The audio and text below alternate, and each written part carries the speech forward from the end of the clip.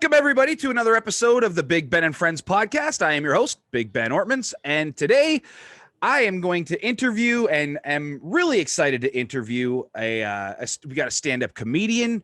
We have a brand new podcaster on the line that I'm looking forward to speak to. And we also have a pro wrestling victory thief. Ladies and gentlemen, please welcome a guy who has turned into a pretty solid friend of both mine and Tid and Crossbody Pro Wrestling Academy as a whole. A guy who is very, very funny, and you guys should all definitely go and check him out. Go watch his podcast, all that stuff that we're going to be talking about over the next hour or so. But this is my buddy, Jeff Leeson. How you doing today, Jeff?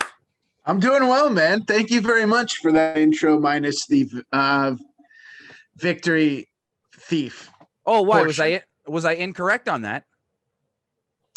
Yeah, I think you were. I think you were a little incorrect. But everything else you said was very nice, and I appreciate that. So okay. Well, we have difference of opinion there, clearly, but you're very, very welcome. I would also like to announce that this episode is the first episode that I actually have a real sponsor.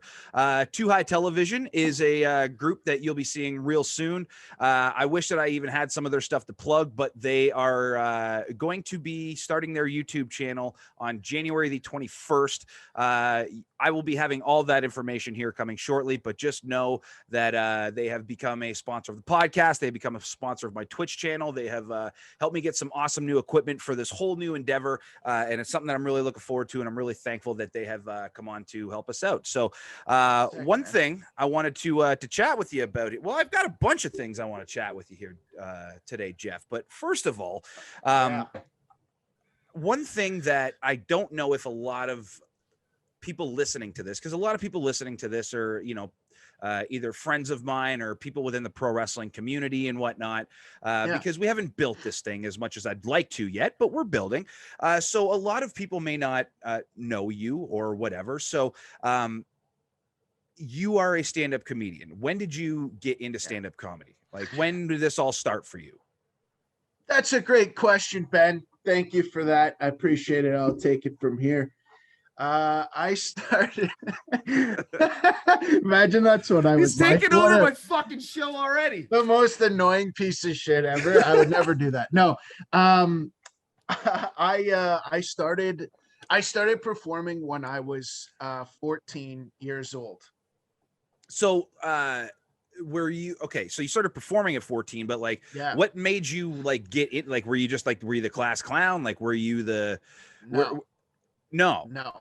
Furthest thing from the class clown. If you asked most of my teachers, they would maybe have forgotten I was even in their class for the most part. I was very quiet. I didn't cause trouble. No, I'm not this guy. Hey, what's up? I'm not. Look at me. But you look so good when you do it, though. I don't understand why you wouldn't consider that avenue. Thank you. I was never like that. It was just something like how it really started for me, honestly, was every year in school, we would have to do like a speech about something. Yeah. Just, you could pick a topic, right? And they had everybody in the class had to do one. And you had to talk for a certain amount of time. And for some reason, I always could turn it on for those, and I could make them entertaining. I could make them funny, and I could get laughs from my class. And it was just something that I could, I don't know, instinctually do, I guess. Yeah. And I loved it. Like, the feeling of it was like a drug to me. It was like a roller coaster combined with a drug. And I was like, because I wasn't this guy, and I wasn't class clown, and I wasn't always looking for that attention. But it was like when I was forced into it, all of a sudden I'm like, oh shit, I actually like this. And then every year doing the speeches, I would just crush it.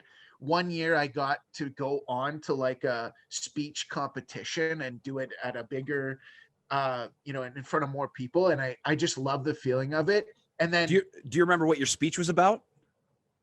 That one. Okay. Yeah, sort of, sort of. Okay.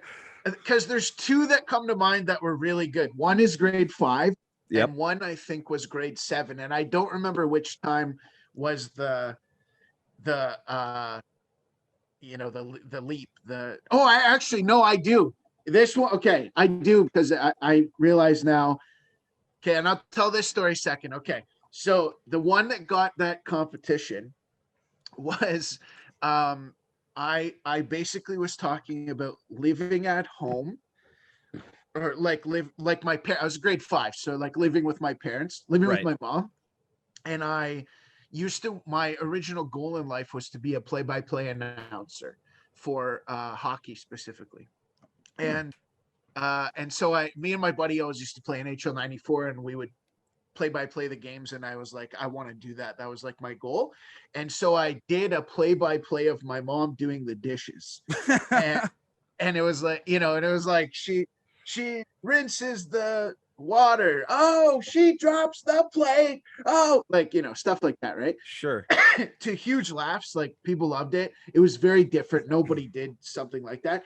And that was what got me the competition, which I lost because I don't know why I did this. It was so stupid, and I think about it way too much for a 35-year-old adult. What happened was I had cue cards, because you're allowed, cue cards. And for some reason, instead of tucking one behind the other, I threw them on a chair next to me just to have there. And I got like disqualified, or like points were taken off for that reason, because they said it was too distracting for the audience. So it took away from the presentation, because they thought something was going to happen with the chair, but nothing did, except for except for a great story. They couldn't even see past the story. It got great response, but I forget who beat me, but whoever it was, they definitely deserved to win. Okay, but let me tell you the second one, because this one was the sort of spark for me. Was the second one was grade 8, and it was what not to do on a date. Okay, and I went through like 5 or 6 scenarios of like, here's what you should do, and how the fuck would you know in grade 8 what to do and what not to do on a date? Yeah, so great question. It was a grade 8 male point of view of like what would typically be done, like, I don't know in what era, the 50s or whatever. Pull out the chair, classic stuff, hold the door open. But the reason for that was the other side. Don't do any of this. And it was like, slam the door in her face. Stuff like that. And then the end one was, when you take a drink, make sure you sip it classy. Don't do this. And I took a bottle of water and I just dumped it on myself, and the place goes nuts. Like the class, because nobody else was, did that. And it was like, it was actually very entertaining. And there was like a portion of it that was kind of like Rowan Atkinson, who played Mr. Bean. I saw an old stand-up clip of his where a guy described something, and it was like kind of based on that. It was all it was really fun to do, and it got me to be voted valedictorian of my grade 8 class to make the speech at graduation. Oh, that's awesome. Yes. Now, when I did that, I got a standing ovation, and while I was standing there in that moment, I was like, whatever this is, whatever is going on here, I have to do that every day. And that's why I got it. That's how I got into stand-up. And that's why that feeling was like, what is this? Well, that makes a ton of sense. It's so, who influenced you, like right out the gate? Like, I mean, cause like, I'm sure that you can't just, like knowing stand-up comedy the way that I do, cause I'm such a huge fan of, and you don't just get to walk on a stage and then all of a sudden, blah, blah. Like there's a lot of work that's involved, right? Yeah. Yeah. So where did you start? Yeah. So I was obviously very young. I told my mom, and let me go back. my influences were that around that time, as I was really figuring this out about myself, on television every day after school, back to back, was Just for Laughs and Comedy at Club 54. I remember that. Yeah. And I was addicted as like probably around 10 years old, 11, 12, and then, all through my high school, it was on every day. I was addicted to these shows and mesmerized. Like you couldn't take my focus off of this, no matter what was going on. I was busy for like an hour and a half chunk for these two shows. And those were my early influences. Was not one comedian. It was like every comedian you can imagine. So all of the ones that are super famous were on Just for Laughs, because that's where they started basically. And then there's people like Steve Cox or Stephen Cox, who's Canadian. He opened for like huge bands, man. He was like their opening act. He was like a rock star comedian in the 90s. And I saw him on Comedy at Club 54. He blew my mind. I then went on to work with him at one point, which was like crazy. Mike McDonald I saw on Just for Laughs almost every day. Andrew Gross, who's a guy.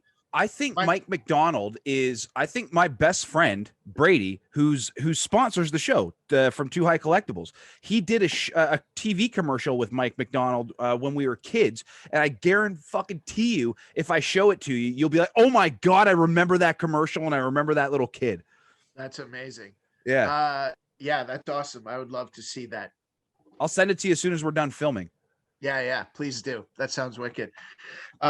But yeah, so my my early influences were like all of the sort of, people that went on to have sitcoms like Ray Romano, Kevin James, Jerry Seinfeld, like all those early, because I saw clips of the 80s and 90s versions of the Just for Laughs sets. Mm-hmm. And then tons of Canadian comics that aren't necessarily famous, but were huge influences on me really early on. Like I love those shows. It's crazy that I didn't know that about you, but first of all, but I actually distinctly, like, I'm giddy right now because I distinctly remember when I was young enough to be able to actually stay awake past 9:30 or 10 o'clock PM, like I can't these days.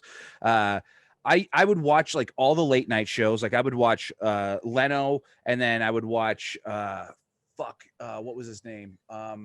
Craig Kilborn. Oh yeah, I love Craig Kilborn. Same, dude. He was like my favorite late night host. I loved that guy. But I would wait until after the late night shows were done, because after that they would always play an episode, especially on Friday nights, of Comedy at Club 54, and that was the show that I used to like. I loved, like, I would stay up specifically for that show just because I didn't know a single person. I had no clue who they were. And to be honest with you, I didn't even realize that I was into stand-up comedy at the time, because this is why I'm kind of getting giddy, because I was just about to tell you a story about how Dave Chappelle was the first person that I'd seen. Like his first stand-up comedy special was what got me into stand-up comedy. But it's crazy. As soon as you said that, I realized that was actually the real seed that kind of planted that's crazy. But I can also kind of tell that that's where you're influenced by, because I hope you don't take that the wrong way, but I can almost tell that, like, now that you say that, a lot of the Just for Laughs comics and like a lot of the Club 54 comics, you have a similar cadence to them as well.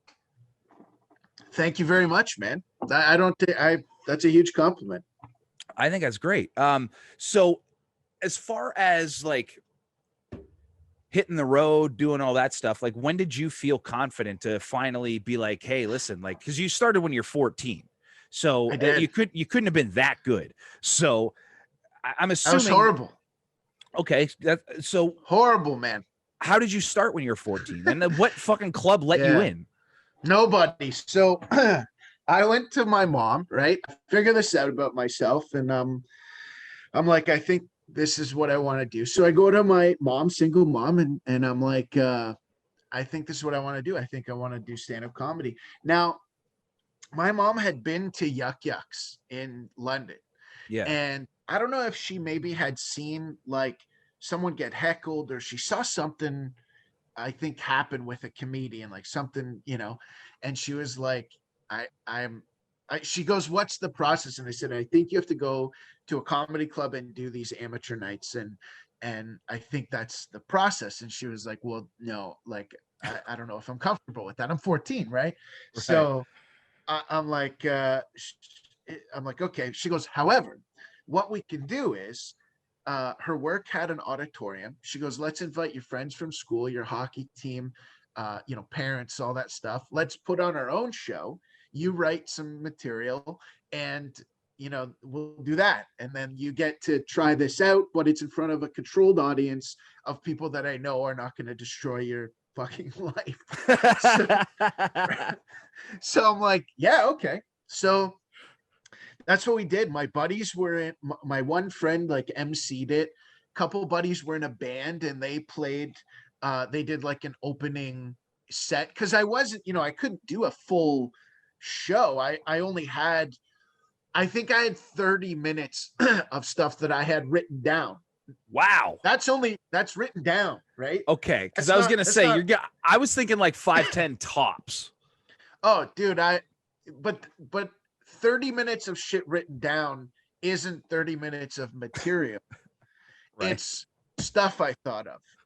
So essentially, these people are about to listen to stuff I thought of, not a fucking show, right? Right. So, so the guys play in the band, right? And I come out, and the first couple things get a laugh because they know me for whatever. So it's like inside joke stuff, right? Something Sure. about my hockey coach, something about, my buddy's mom, whatever, right? Easy stuff. Then we get into the stuff I thought of, and it's like, it's okay. But again, because they all know me, they're very nice about it. But if I were to look back on it now, which I have several times because I did film it, it's horrible. It's like absolutely brutal, right? Right. So, but it was good to get me started. Someone heckled me.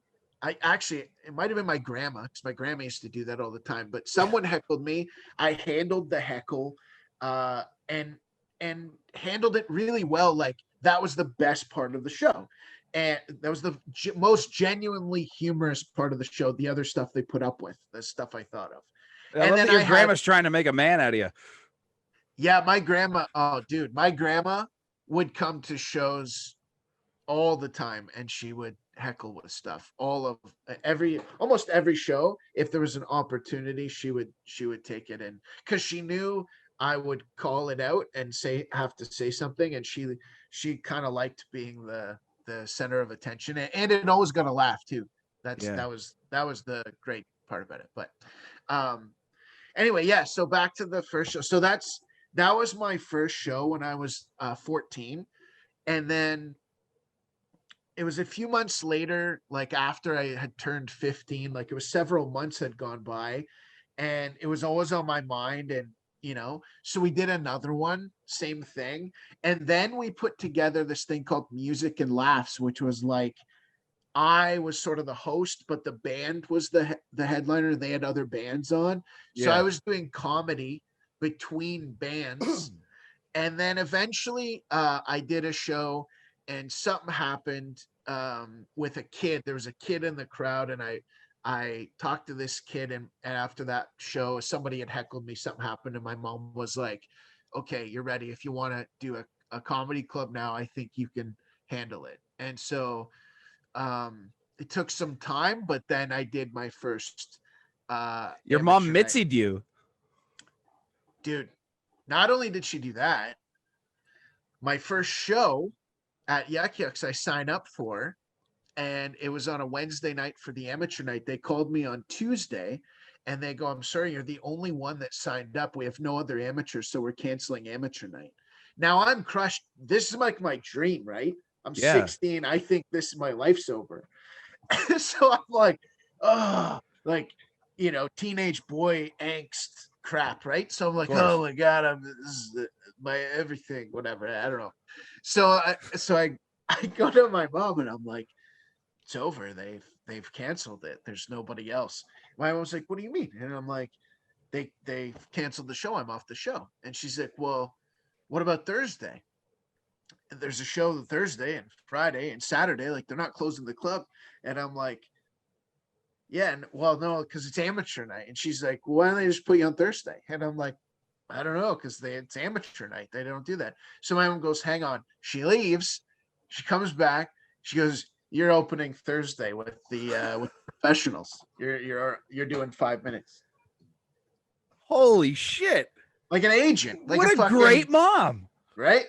That's badass. Did she take like 10% of your pay that night? Yeah, oh yeah. She took 10% of zero. Not only that, she had to pay for tickets. But she loved every single second of it. That's pretty sweet, man. Now, one thing that I don't think that people realize is that again, for the listeners on my show, at least anyway, is the similarities between stand-up comedians and independent professional wrestlers, especially. Oh, huge. Minus the bumps and whatnot. But I mean, it's damn near the same thing. Like, I mean, you are your own business and your job is to find yourself a gig every fucking day of the week, because and not every weekend like pro wrestlers, because a lot of us have jobs so that way we can sustain, and then eventually hopefully make enough money to make a living. But I mean, that's a whole other story. But we all start as weekend warriors, but as stand-up comedians, from every stand-up comedian I've ever listened to, their entire thing is that if you're ever going to be successful at stand-up comedy, you have to be on stage every night. You got to be in a comedy club every single day. If there's 365 days in the year, you got to be in the comedy club 365 days. There's no if, and, or buts around it. Yeah. Now, a lot of people might think, well, what about Christmas? And what about whatever? Yeah, well, fuck you. If you're chasing a dream, you got to do it correctly, because there's shows. They got shows. Exactly. There are. I mean, they used to. Yes, they're absolutely used to. But when you obviously, once you kind of start to build yourself up the same way as pro wrestlers do on the independent level, you got to book your own gigs all over the place. So like, what's that process like for you? And like, how long into it before you finally started to see that, you didn't have to necessarily go out and search as hard, that now you're finally starting to get people to maybe come and ask you to go to their club, for example, like when did that transition start for you? So if I'm being perfectly honest, that transition, that has never transitioned. I do get a few people that come to me every year. Maybe it's a few more than last year and the year before, but I still have to be 100% on my booking, like, when it's allowed. I still have to be 100% on that. I can't take my foot off the gas, or it just won't happen. It just, it won't be there. And I can respect that, but I mean, there's also a time where like you level up, right? And like, you could finally start to at least go out and branch out and get more work, and you don't have to just stay local. You can go, I remember, Christ, I was about to say last year, but that's not a thing. The year before that, when you got sponsored by that car company, where they literally, helped you travel, I believe, all over Ontario and other provinces as well. Was it not? All over Canada and then America. So, okay. So tell me, was that like your first major tour? Yeah, I guess at that level. Yeah. And was the victory over me what sparked that interest? Yeah, I think so. I think that's, if I traced it back to one thing, I think we go to that one moment in time where I had that victory. I appreciate you finally admitting that. Okay, so okay, tell me about thank you. After you stole your victory on me, how did you start getting all these opportunities? After the celebration slowed down, and it was time to get back to work.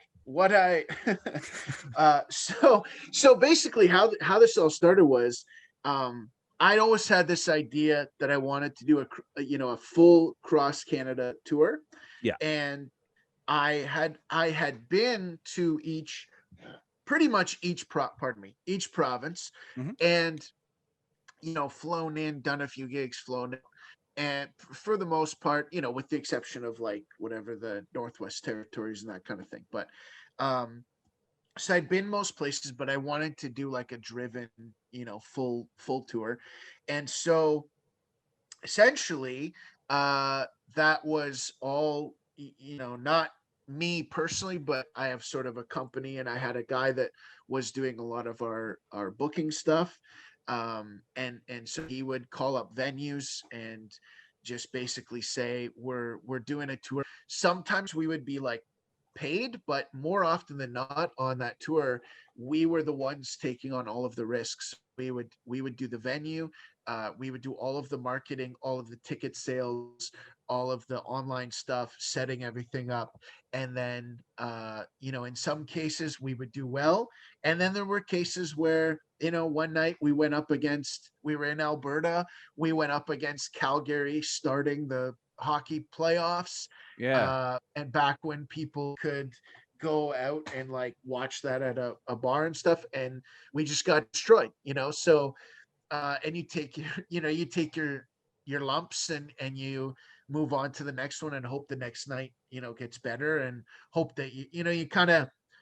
And that was something I had to learn too. Like we were out on tour while the Raptors were making a run, and Jeez. we noticed like we had to quickly try to schedule stuff when they were not playing or weren't scheduled, which became very tough. So there were a few times where we're in Ontario. Unfortunately, the Raptors are playing. It doesn't matter where you are, and you take a you take one for the team on that night. You still get to do a show, but it's just not.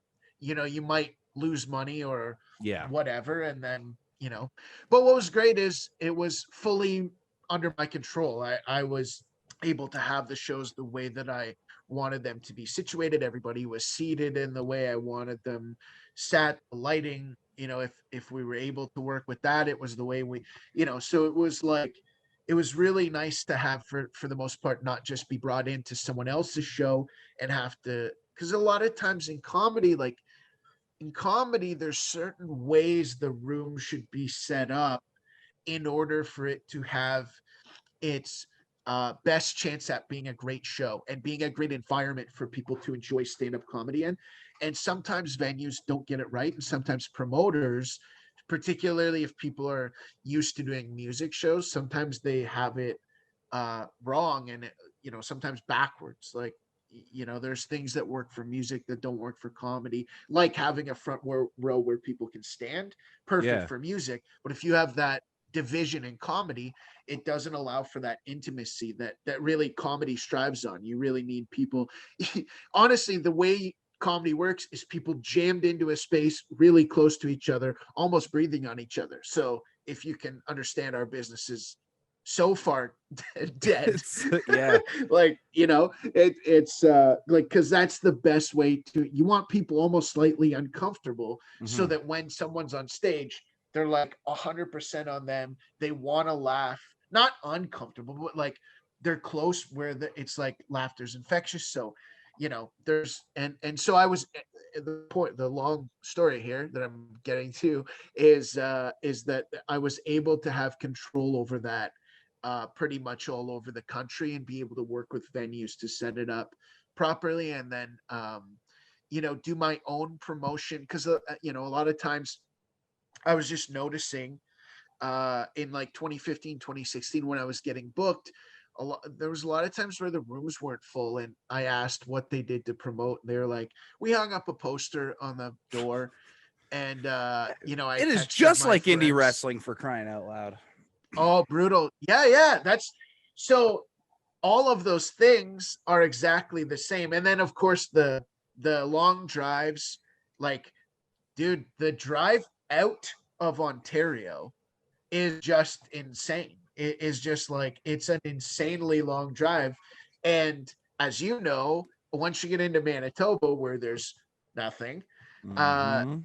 It's like you start to go almost delirious. So many things in common that are like, aside from so luckily, when it's time to perform, nobody is picking me up and slamming me. Nobody. If as long as everything goes well, As something long goes as wrong. Yeah, you haven't run into that yet though, huh? No, so far I've been very lucky. Nobody's even tried to slam me. Well, that's Uh, good. yeah, yeah. So that's where I have huge respect for wrestlers, because not only do I know the traveling life and the being on the road and the at the lower level, especially the absolutely shit hotels that or sometimes to save money, you don't even sleep in a hotel, you sleep on a fucking couch or a floor and get no sleep, and like it's just brutal.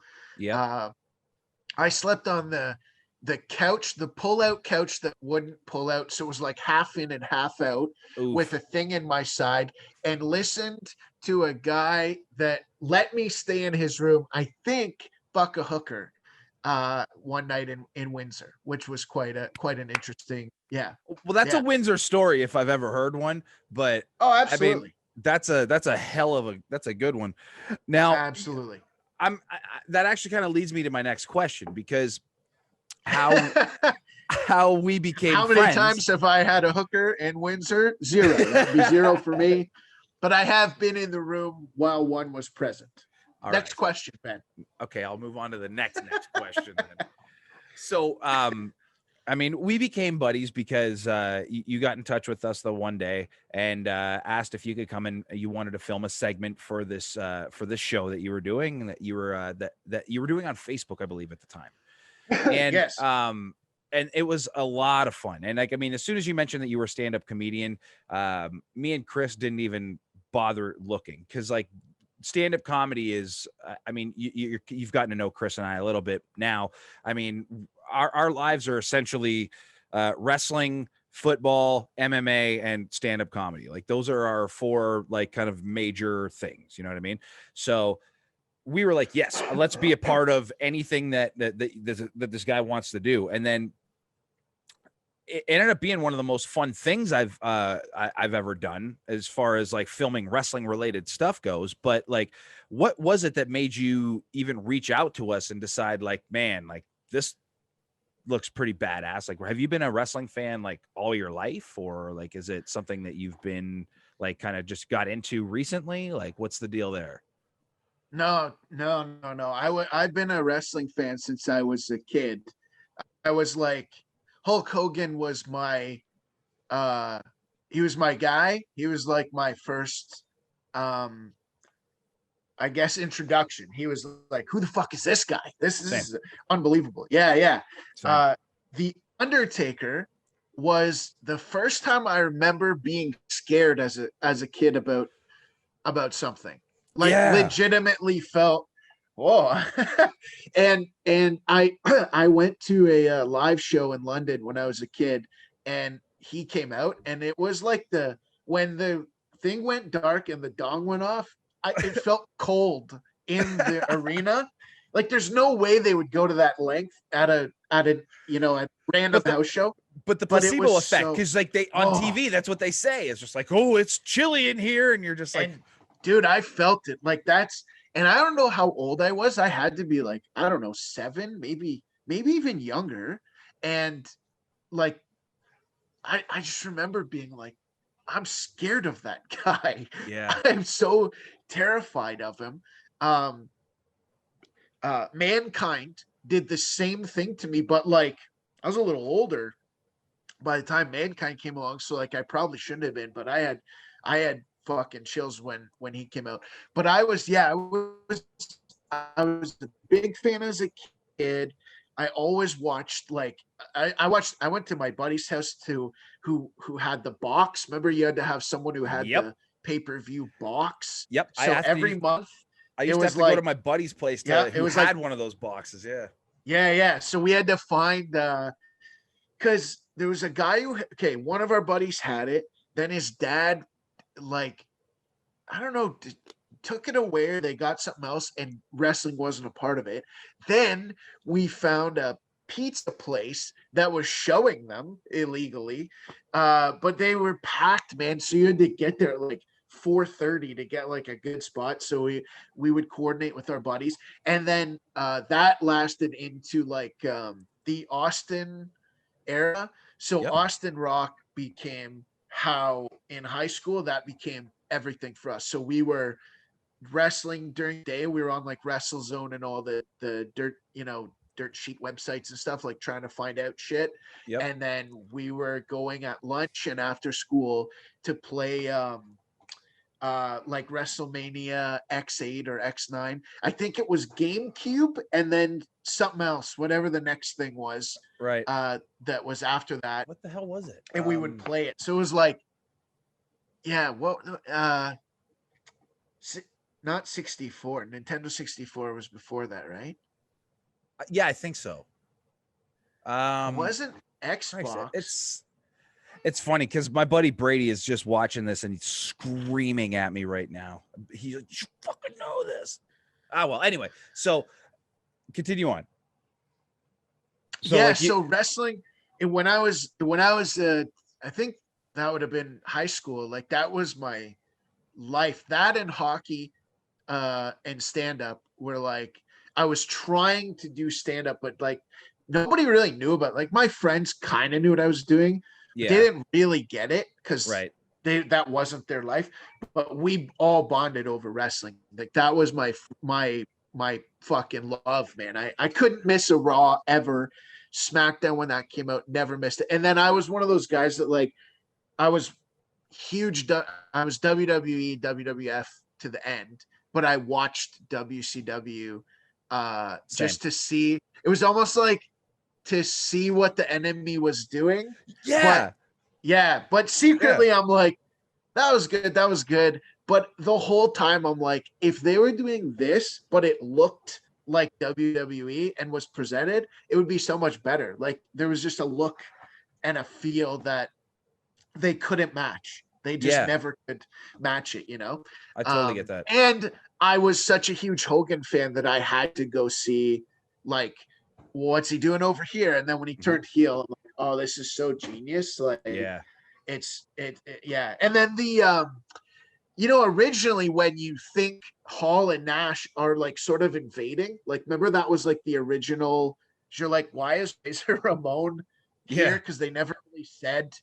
At first, like they never really said his name, so I was super invested in that because I'm like, oh, WW, like why, it was almost like I should be watching this now. It was, it was really weird. So it was so huge back in the day because, I mean, maybe this generation wouldn't even realize it, but like internet dirt sheets were literally just becoming a thing during this time.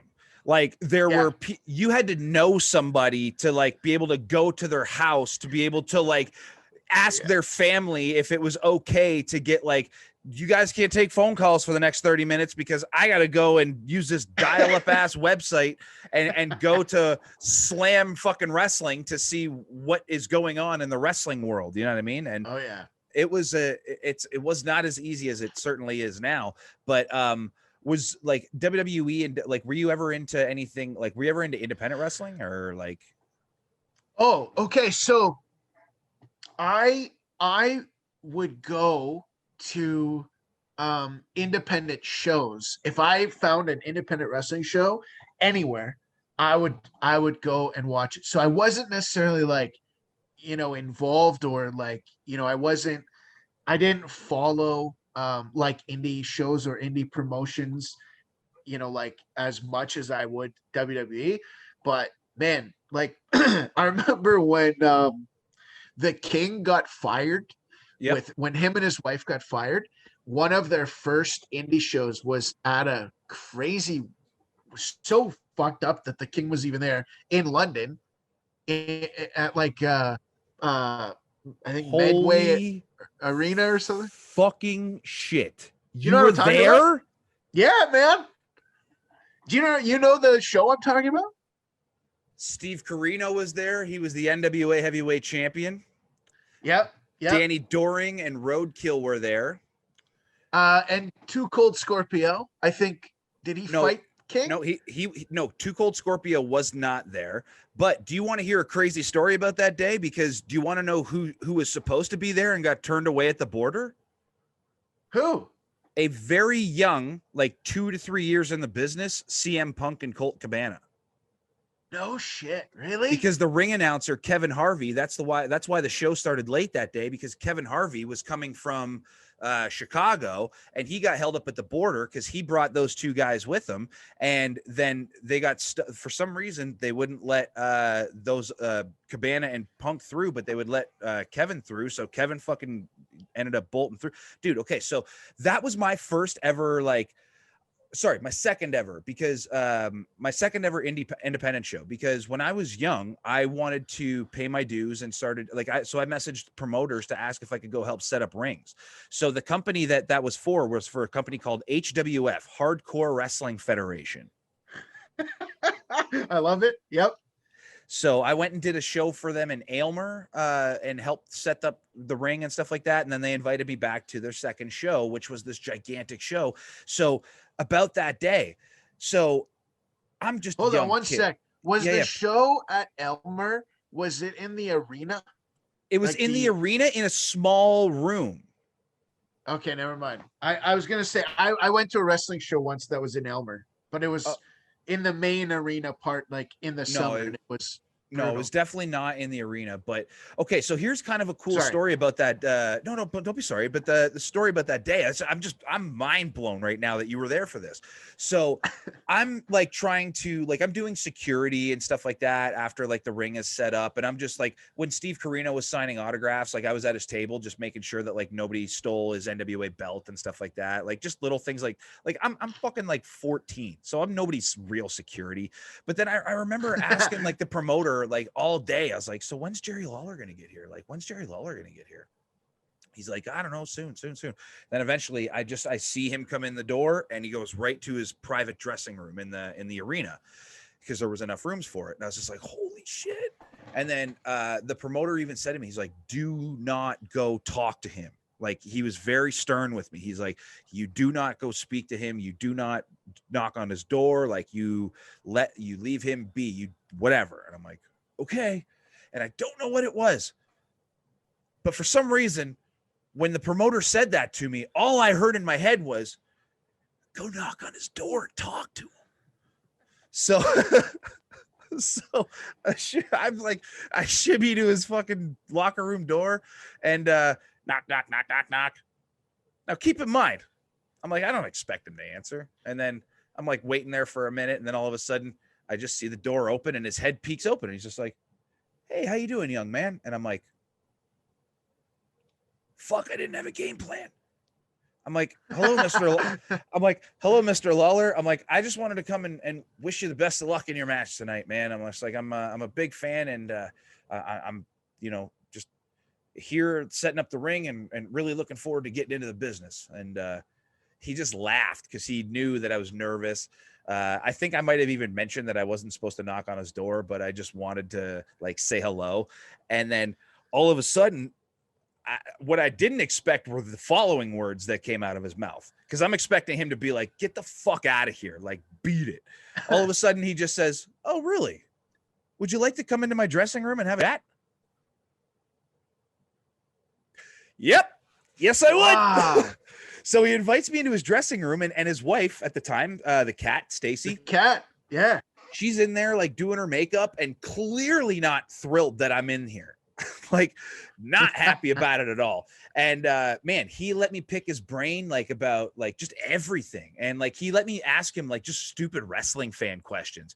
And then it got to the point where this is how cool he was. He'd be like, well, what did you think about it? And I'm like, wow. Why do you give a fuck? This is the coolest thing. I cannot believe that you were there.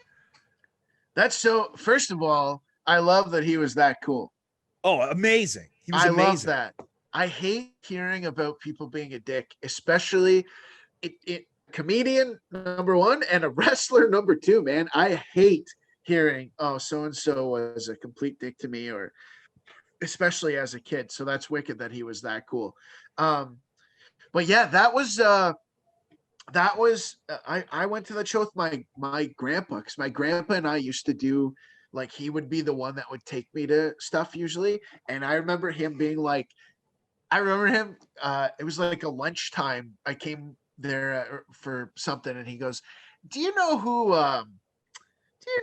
Jerry is? King Jerry or something?" And I'm like, "Are you talking about the King, like Jerry the King Lawler?" And he goes, "Yeah, that's it." And I'm like, "Yeah." I go, "Hey, this guy just got fired recently. Like, he was like the announcer." I'm like, "Of course I did." And he goes, "Yeah, he's coming to London." I'm like, "For what?" Like, I'm like, "Why the fuck is he coming here?"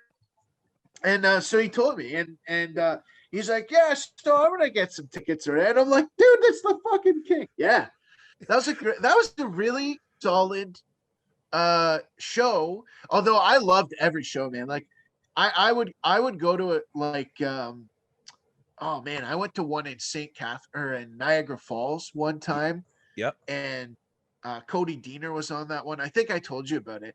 And like, it was just, I just loved it, man. I was just Was it Neo enthralled Spirit by it. Pro Wrestling? Might have been. It That might have was been. I Was can't there a remember the lot of name. people there? Like, I think it was like the Polish Hall. Yeah, it was definitely something like that. I mean, there was a decent amount of people there, and Yeah, it that's was definitely them. definitely some kind of hall. Yeah, Yeah, it was. It was. Tid used to wrestle on those shows. Oh, just There we did you go. crap out there? No, Tid used to Yeah, wrestle on those shows. yeah, that's where I saw one of the. I've seen Tid. I mean, I've told you this too, but I've seen Tid a bunch of times over the years at those shows. But that was one of the times he was on that. He was on that show. Now, I was actually about to ask you that story too, just because that to me is a really, really great story. When you came to Crossbody to film that first initial segment, Yeah. you had no clue who we were at the time. No, And no. then I knew you sort of through Tompkins and right. Hominick and those guys. Like, not knew you as in met you, but like we had sort of talked about each other, or like somehow. I think that's how I found you originally, or somebody told me about your place, and that's kind of how I got in touch, I think. That's usually how I But know people from London. yeah, but I lived that's there for a while, but that was always my connection with people, was always through that gym. yes, yeah. So I think they originally something happened originally there where uh that was my original connection, but I had no idea. Even as we were, I can't remember when it was, even as we were filming, and it could have even been, in all honesty, after we were done, that I thought back, or as I was editing or going through the editing process, and was like, that's not the guy who's like the notorious TID. That wouldn't be the same guy. I know his name's Chris Tidwell. I know you kept calling him Tid, but there's no way this is the same guy that was like at almost every independent wrestling show I ever went to when I was young.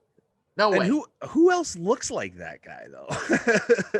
That was the other thing, is like, so I'm trying to remember, because when you see him, right, he's got the bandana. I think he had like the bandana front and the like, and he's all taped up and shit. So and if I remember correctly, he used to come out with something. Did he not carry a weapon of some kind, He or was that usually just had maybe for a?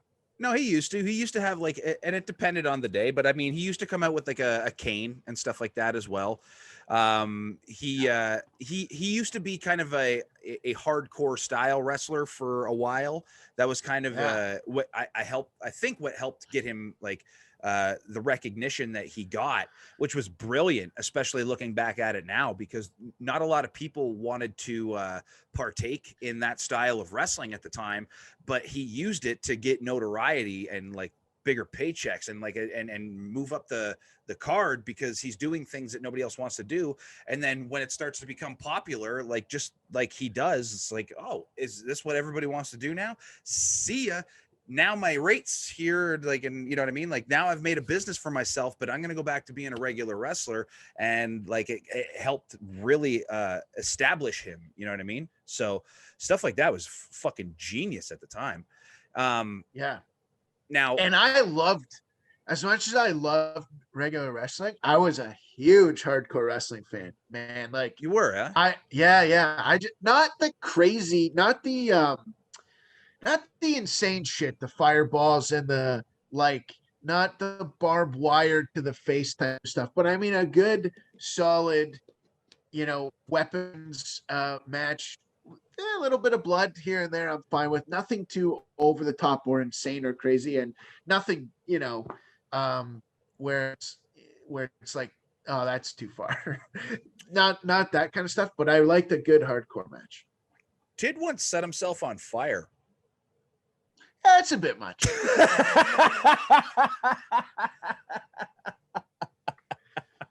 that the line? That's where we stop it. I'm not gonna not watch it. Like, I'll watch it, but I'll click the fucking link. But I mean, I don't know how long the view time's gonna be. I'll click the link if it's live. I'm not turning away, and I'm not getting up out of my seat and leaving. I'll tell you that. I'll watch and see what happens. But yeah, if we're friends and it's before the match, I might urge him not to do it. That's a good point. I would try to do the same, to be perfectly honest with you, especially these days, So you've got a new project in the works that has just, if I'm not mistaken, released. It started yesterday. And keep in mind, we're filming this on Friday. I'm going to be dropping this Saturday. So nice. Realistically, 2 days ago. Yes, it was on Thursday. Yes. That's right. That's right, Ben. 2 days ago. 2 days ago. Yeah. It's a podcast called Leeson Learned, which my last name is Leeson, and the I guess the setup of the podcast, or the theme of it, is in each episode I learn about a different person, and it's a lot of comedians are going to be on there, entertainers of all kinds, including yourself and Tid as professional wrestlers, which was a great treat. Musicians, artists, and then just some people that are like entrepreneurs that I just thought had a really interesting story.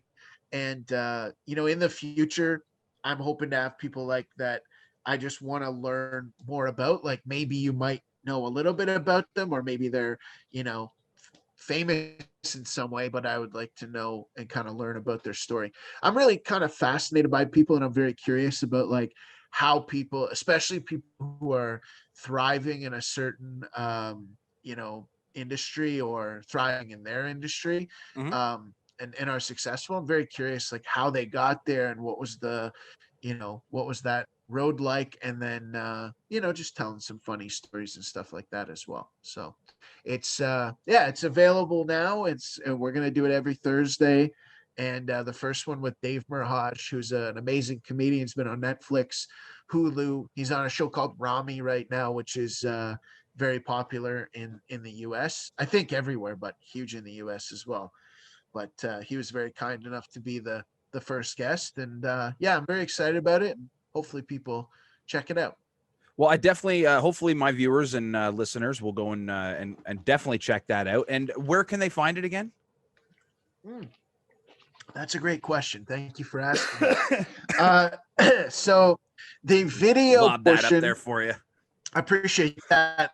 The video portion of it is available on YouTube, which is on the Jeff Leeson Show YouTube channel.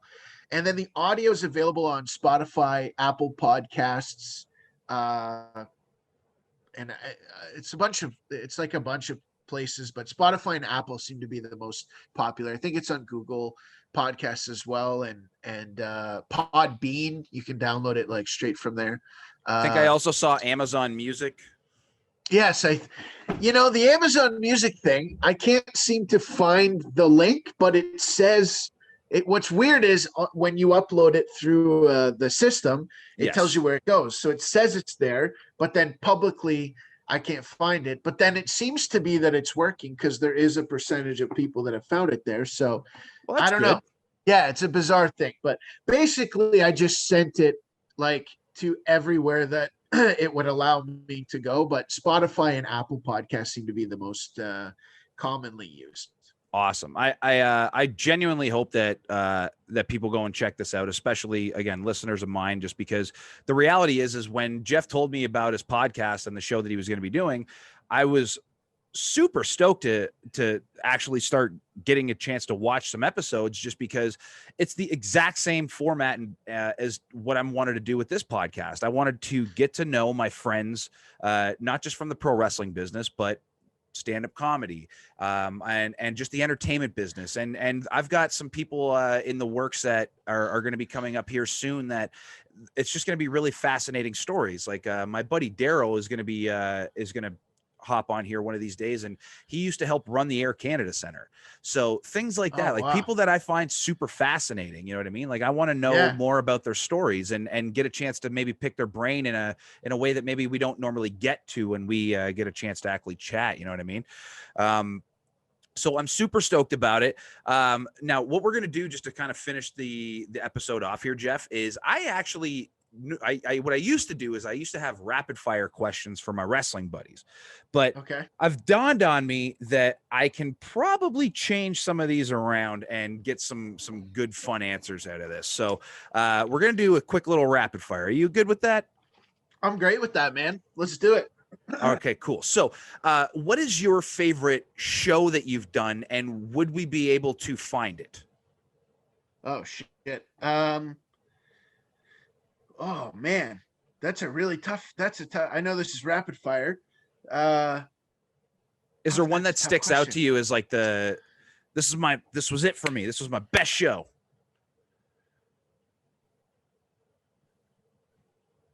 Well, so back in March, I was fortunate enough to be chosen to film a comedy special for Dry Bar Comedy, which is they have like an app where they have a bunch of specials. People might know them from YouTube and mostly Facebook. They have like a huge reach on Facebook.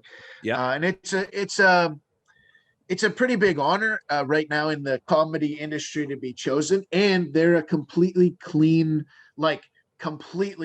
show. So it was a real good challenge for me to keep it completely clean. And I must say the audience there was unlike any audience I'd ever seen before. So I'm going to pick that one, and people can see it. I think it's coming out in April. Oh, that's great. Okay, sweet. Yeah. What comedian that isn't on TV or have a special right now should, and like essentially who should we be paying attention to that maybe we don't know? I was That trying to you word don't that. know? I'm like, yeah, I was trying to reword that to make it sound slick, but it didn't happen. So yeah, what comedian that we don't know should we be looking out for other than yourself? um, that's man. Great question. Great question. So sorry for clarification. You want somebody not not like even remotely famous, right?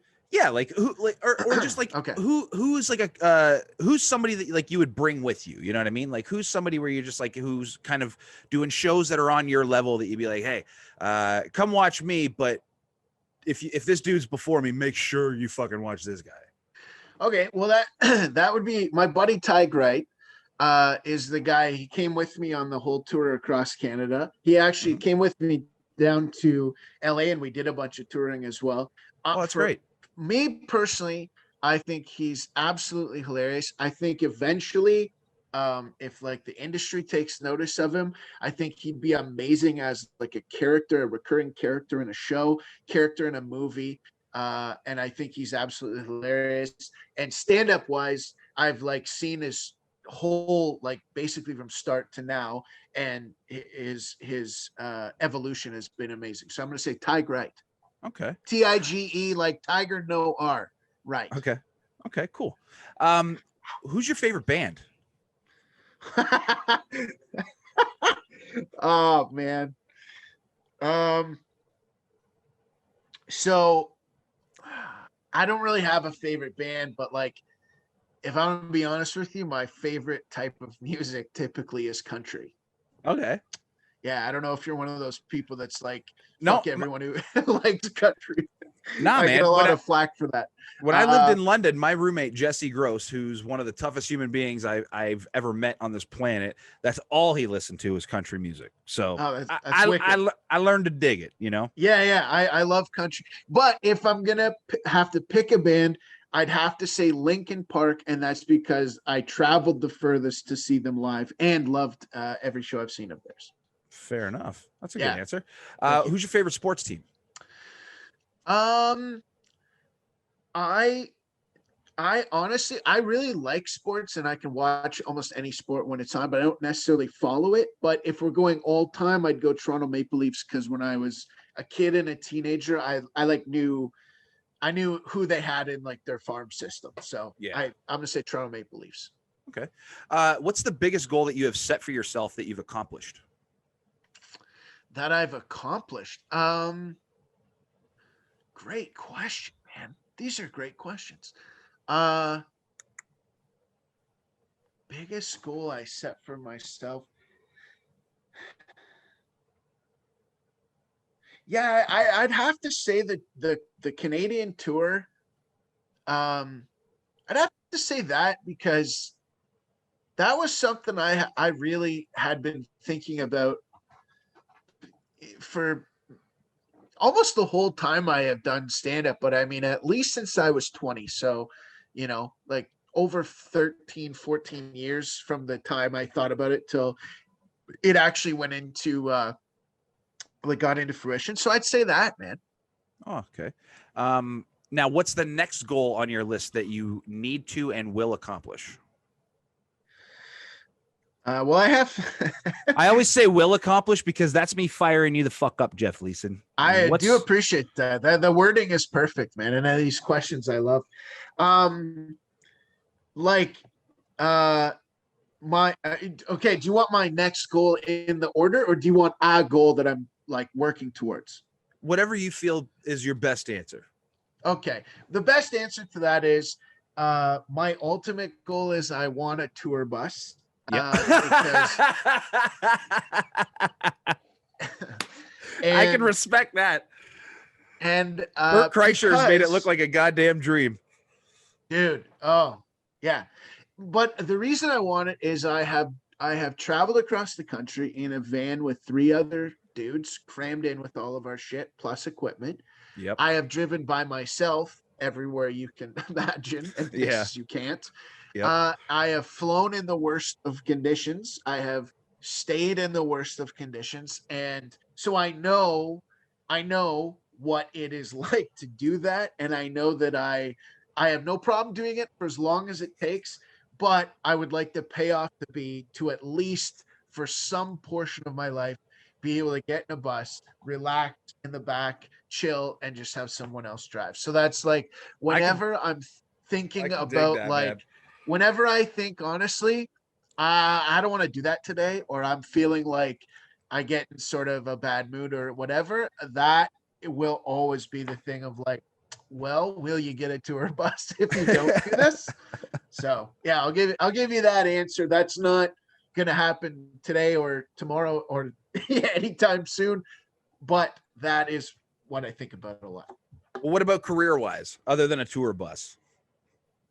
So in order to have that tour bus, which this is the second part of that, is my goal with career-wise is to be able to sell out easily the biggest venue in any city, at least in North America. Cool. Yeah. So the last question I've got for you is one that is probably the one that I'm most looking forward to, just because, again, I know how similar our paths are, and I don't think that there's ever a point in life where you can learn too much. So that's true. Big responsibility on this question here. Okay. Oh, okay. All right. What advice would you give to somebody who wants to do what you want to do? Wow. Other than don't. Yeah, because that's the best advice that I could. That if anybody asked me that question, exactly, fucking don't. And unless you got a real strong work ethic and like no fucking results, it's the thing for you. Yeah, like, I mean, yeah, I would never tell anyone not to do it, but I would say, like, Right. don't do it unless you like you can't not do it. Right.